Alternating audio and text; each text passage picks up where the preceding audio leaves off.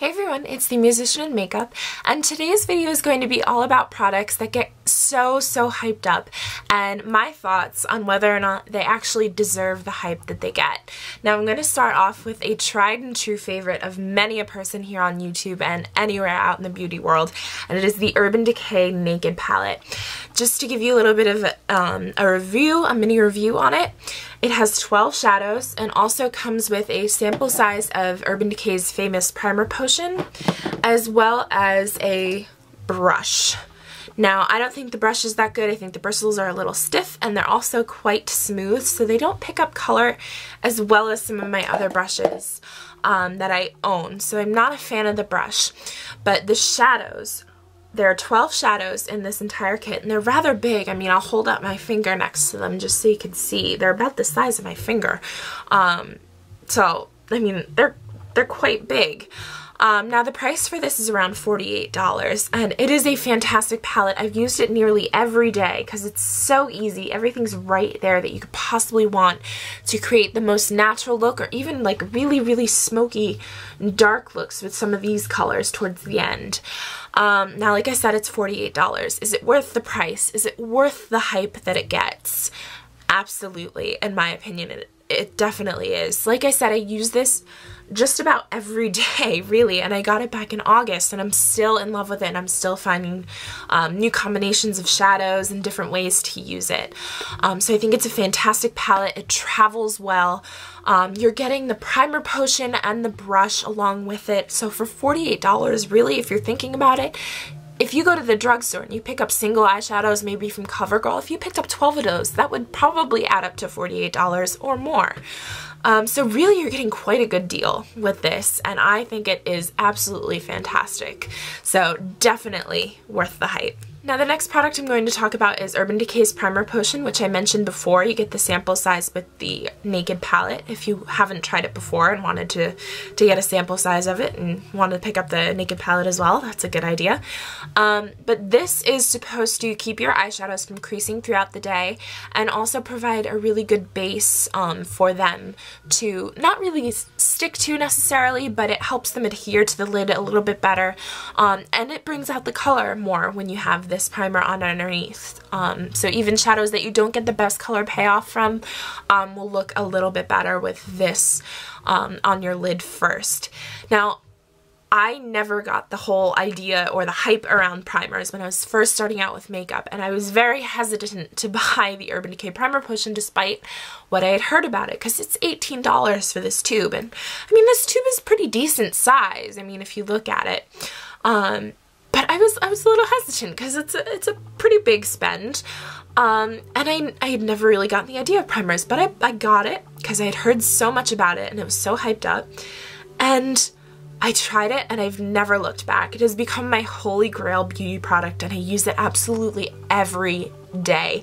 I've never had a problem with creasing again since I used this. I've tried other primers. I've tried the e.l.f. primer and the NYX HD primer, and none of them measure up to the Urban Decay Primer Potion.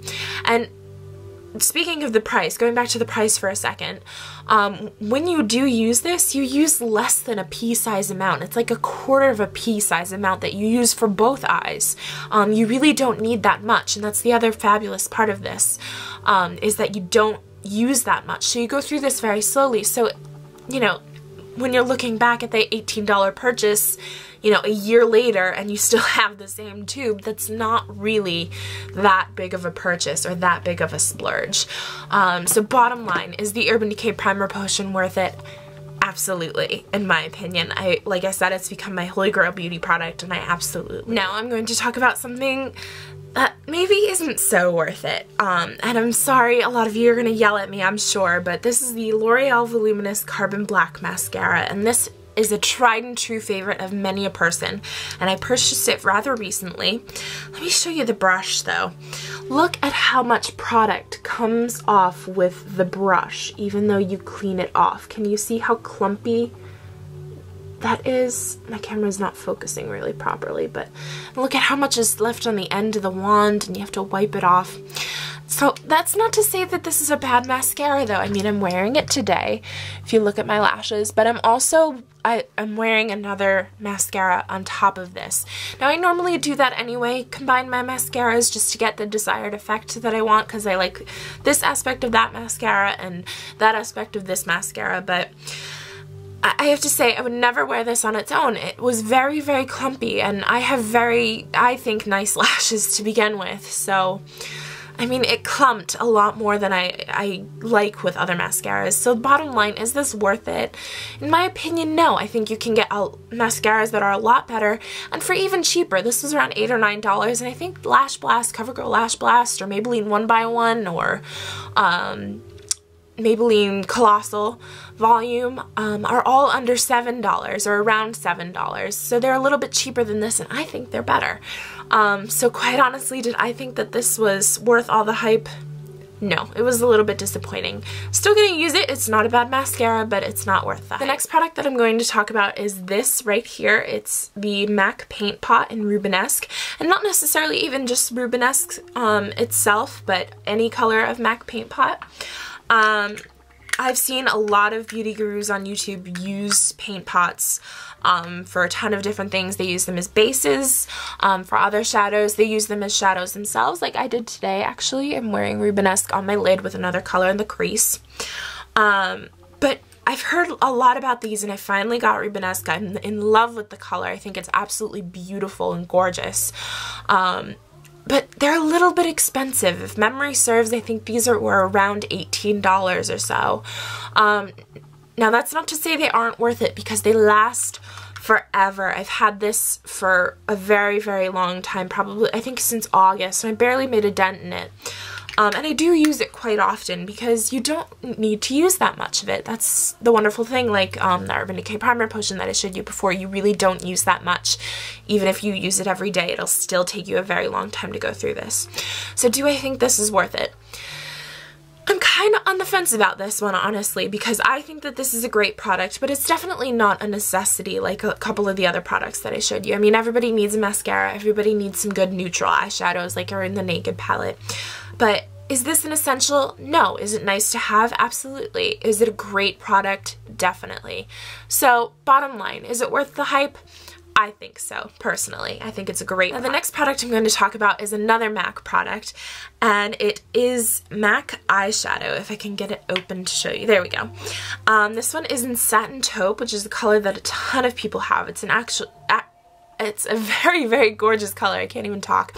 I'm trying to get through this very fast, but it's a very, very gorgeous color, and like I said, exactly like with Rubenesque, I'm not necessarily just talking about Satin Taupe, I'm talking about all MAC eyeshadows here. Now, MAC eyeshadows are beautiful, they're pigmented, come in a wide, wide variety of colors. They're the most broadly used eyeshadow, I think, or from what I've heard, they're the most broadly used eyeshadow in the industry, meaning if you're a professional or freelance makeup artist, they're very widely used. And people spend hundreds of dollars creating MAC palettes of MAC eyeshadows.